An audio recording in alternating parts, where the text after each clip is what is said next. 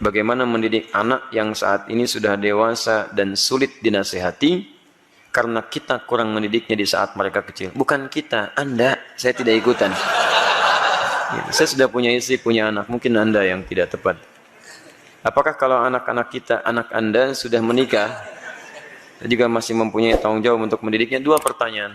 Pertama, ada orang tua yang merasa sulit untuk mendidik anak, memberikan nasihat saat dia dewasa. Coba istighfar dulu. Mungkin selama ini Anda yang kurang perhatian kepada anak. Alhamdulillah, wassalatu wassalamu ala rasulillah wa ba'd. Ikhwas sekalian, kita telah menunaikan salat Isya berjamaah, juga amalan sunnahnya. Kita bermohon pada Allah Subhanahu wa taala semoga salat yang telah kita tunaikan diterima oleh Allah Subhanahu wa taala dengan penerimaan terbaik insyaallah. Kita coba lanjutkan, pemirsa dimanapun Anda berada, kesulitan nasihat yang diterima oleh anak. Terkadang bukan karena anak itu tidak mau mendengar nasihat orang tuanya, tapi seringkali diakibatkan karena orang tua tidak memiliki perhatian yang cukup kepada anak sebelumnya. Perhatikanlah bagaimana Nabi Ibrahim, seorang nabi, seorang rasul, seorang ayah yang dengan segala kesibukannya itu masih memberikan waktu yang luang untuk bermain, mengamati dan hadir dalam keadaan dan permainan anak-anaknya. Sehingga apa yang terjadi, walaupun tinggal beliau di Palestina, anaknya berada di Mekah, itu masih tetap bisa mengontrol, Pak. Beliau melihat bagaimana lingkungannya, perkembangannya, mainnya, tentang asiknya, tentang kisahnya. Sehingga ketika orang tua hadir dalam dunia anak, anak tidak merasa kehilangan dengannya.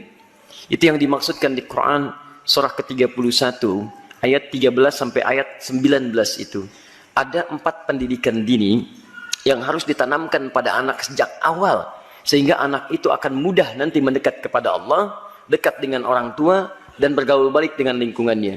Ayat 13-nya pengajaran tentang tauhid. Ayat 14 sampai 15 mengajarkan tentang bagaimana pendekatan anak dengan kedua orang tuanya.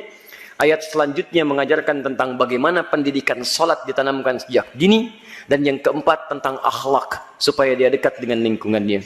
Nah, ini kadang-kadang yang kita lupa. Mohon maaf, kita itu bukan nabi, rasul juga bukan. Surganya tidak sedekat Nabi Ibrahim. Maaf, gelar kita bukan Khalilullah, bukan Abul Anbiya. Sesibuk apa sih? Kadang-kadang pekerjaan berangkat gelap, pulang gelap, anak tidak bisa terlihat dengan baik. Ini barangkali yang menyebabkan anak-anak kadang ingin mencari perhatian. Bukan karena nakal, tapi mungkin karena orang tuanya tidak hadir dalam dunianya. Yang jadi persoalan. Saya mohon Bapak Ibu sekalian, kita sudah punya pengalaman yang sama. Ya, setiap Anda pulang ke rumah, anak kan tidak akan menyebut dengan profesi Anda. Anda jadi direktur di kantor, tapi di rumah anak Anda itu mengharapkan ayah, bukan direktur. Pernah Anda pulang disambut oleh anak, Pak Direktur, Masya Allah, hebat kalau begitu Anda. Saya selama ini pulang ke rumah, anak kami masih kecil-kecil, sejak dia usia 3 tahun, anak yang pertama, itu menanti depan rumah. Gak pernah saya pulang sampai ke rumah dibuka, sampai hari ini dengan adiknya. Kalau menyambut kami, datang dia berdua, tidak pernah memanggil sampai hari ini, Ustadz, tidak. Ternyata mereka menunggu ayahnya gitu. Satu kejadian, karena tahu saya sering kali pulang malam, dia siangnya tidur. Banyak dia tidur, supaya tunggu malam saya datang. Ternyata kadang ingin menampilkan sesuatu, ingin menyampaikan pesan tertentu. Kadang ingin menyampaikan pesan bahwa saya sudah menghafal surat 8 jam tunggu-tunggu itu. Antum juga begitu. Anak antum mungkin menyiapkan karya macam-macam. Cuman ketika pulang, beban pekerjaan Anda yang di luar itu kadang dibawa ke rumah. Itu yang membuat kita tidak adil. Itu yang repot. Kadang-kadang masalah di kantor dibawa ke rumah. Nyampe ke rumah anak sudah menunggu, sudah menyusun senyum sebaik mungkin, ketika dibuka ayahnya cemberut. Papa, diam kamu. Hah? Kenapa mas? Kamu lagi ikut-ikutan. Ikut apa? Jadi nggak nyaman situasinya. Begitu saya datang tiba-tiba, Buya, main bola yuk. Ah, main bola tuh. Main kita apa malam? Itu yang menarik.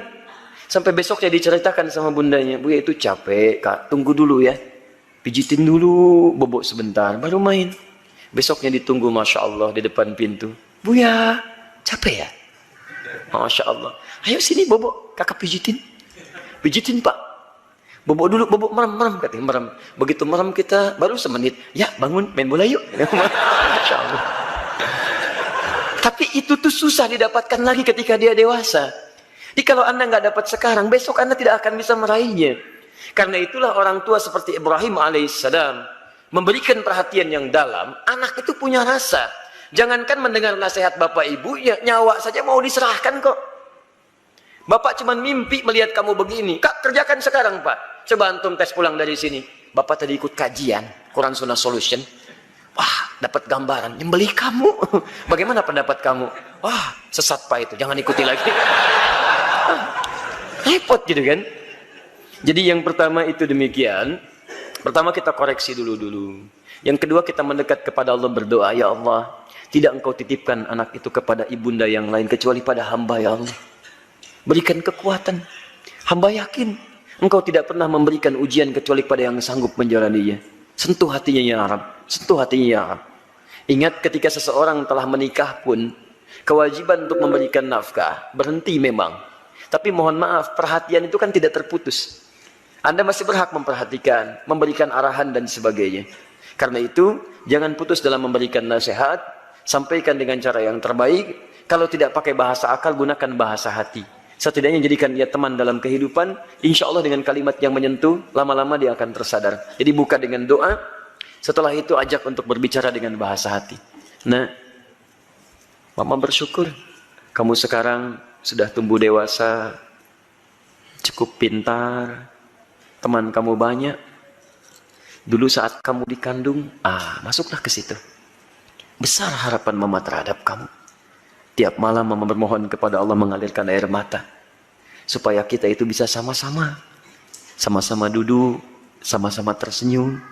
Kita bisa bahagia. Saat kamu berada dalam sekian bulan, harapan itu semakin tinggi. Ayah menambah peluk keringatnya supaya kamu bahagia. Kami berdoa supaya kamu tidak seperti kami. Makannya mungkin terbatas dan sebagainya. Pelan-pelan. Sampai sudah masuk ke dalam jiwanya, baru antum sampaikan nasihat-nasihat kebaikan. Insya Allah pelan-pelan di situ akan hadir kebaikan-kebaikan. Demi Allah saya katakan, sepanjang menjadi orang tua, akan ada satu chemistry yang terbangun antara dua hati, yang satu sama lain akan